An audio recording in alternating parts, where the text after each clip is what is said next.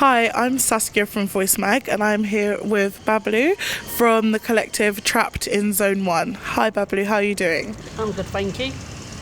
So would you like to introduce yourself and tell us a bit about your project? So what we're going to be doing is a project based around plastic pollution in the Thames. We're going to be working with an artist called Luke Smile, who's going to be hosting an event on Zoom.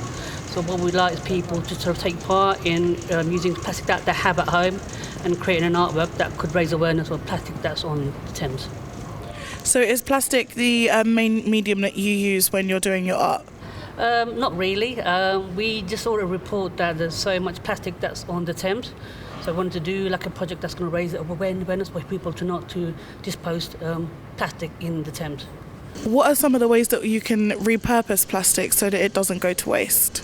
You could recycle. That's a straightforward thing to do as well. There's so many creative kind of ways you could do that as well to make plant pots and so forth as well. So if you go online, there's so many ways of what you can do as well. So your collective, Trapped in Zone 1, do you do workshops on how people can repurpose their plastic in your community? We host loads of workshops. That's one of the things we do. Going forward, we are going to be doing a lot more workshops based on plastic pollution as well. So yeah.